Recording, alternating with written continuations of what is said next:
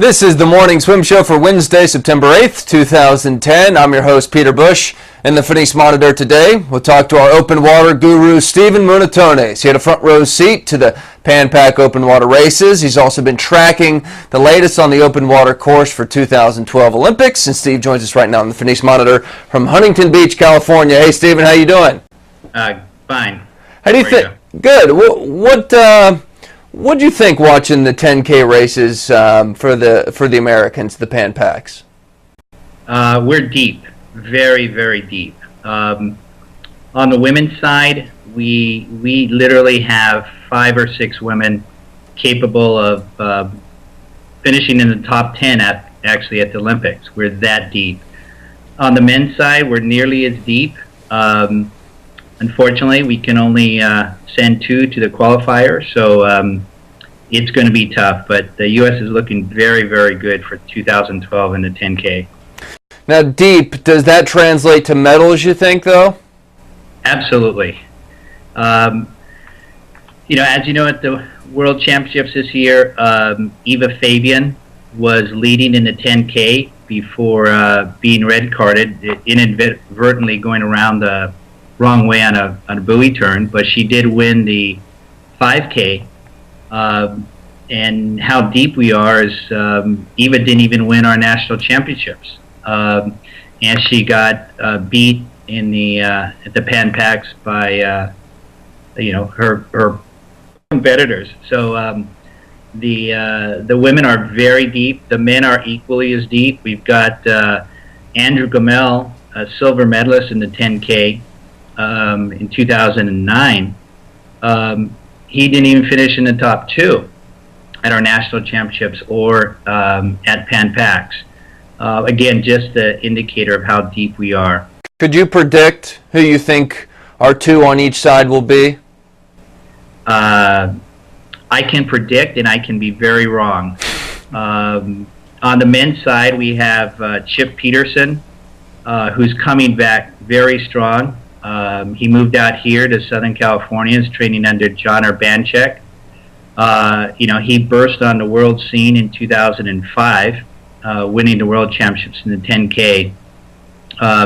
He's looking very strong. We have Fran Crippen, who's been around for a long time.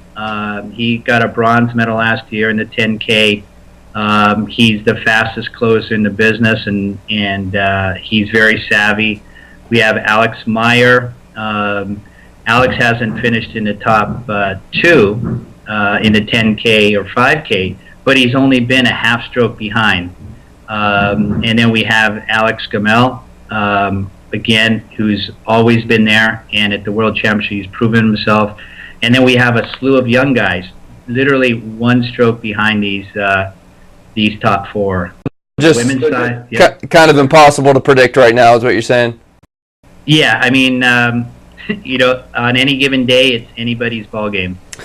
Do you think Chloe Sutton's new intense focus on pool training is going to hurt her chances to make the open water Olympic team? No, not at all. All the swimmers and all her competitors are trained very hard in the pool. They're just getting a little more extra practice in the open water. But she's faster than anybody in the world. She's more fit than anybody in the world. I'm talking about in the open water.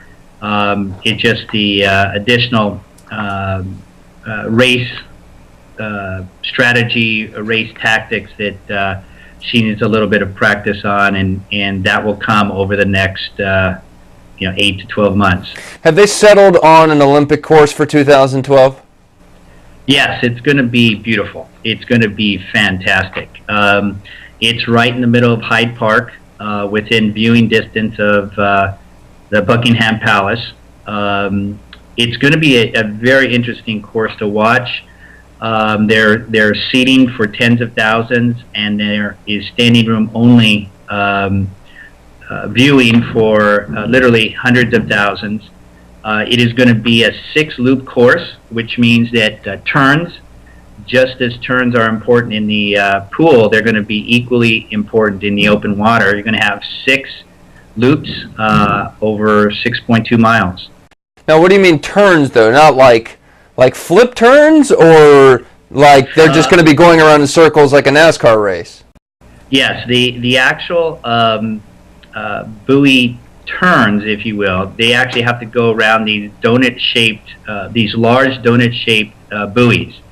And these buoys are placed strategically around the course. The course looks like a kidney bean, if you will. And that means that there's no straight line tangent in the entire course, save the very last 200 to 300 meter finish straightaway. So all of these athletes are going to have to be navigating throughout, the 2-hour race. So my guess is that will be everyone will stay bunched together and it'll be pretty physical. You would think that. I think it's actually going to be an extremely fast race because of their very fact. If you're bunched up in the middle and you have to go around this very tight loop, you definitely want to get out ahead. You don't want to get bunched up with 25 people around you. Therefore, just like Beijing was in the rowing course, it's going to be extremely fast. I like those courses, if nothing else, because they're fan friendly. As you said, you can set it up.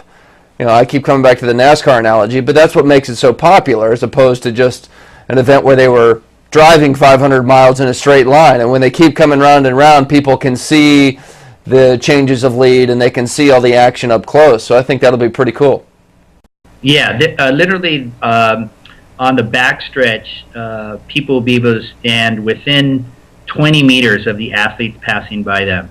And it's going to be free to the public on the backstretch side. Obviously, they'll have paid seating towards the finish, but it's going to be a remarkable course. They're going to have GPS tracking, so you'll be able to track the athletes as they go their 6 loops. Cool. Finally, we had Diana Nyad on our show a little while ago. Very strong-willed woman, I could tell from my short interview with her. But she's doing this major swim from Cuba to Florida or the Florida Keys. I can't remember what, but it's a really, really long swim. And I know it's been a while now that she's kind of been on hold, right? Yes. She's going to attempt to do a 103-mile swim. Now, that's a straight-line tangent. She's actually going to swim much further than that once she's pushed by the currents and tides. But she'll be starting off on the northern coast of Cuba. She's been on hold since July 23rd, a combination of visas and weather and Hurricane Earl, etc. So she is a strong-willed woman, but she's also patient and very wise. She's waiting until the conditions are perfect for that swim. And you're going to be on the boat right next to her? Yes, I'm going to be one of the observers. Well, wish her luck for us. I will. All right, thanks, Steve. Appreciate it. Okay, thank you. Stephen Munatones joining us from Huntington Beach, California. Appreciate his time. That's it for today's show. I'm Peter Bush, reminding you to keep your head down at the finish.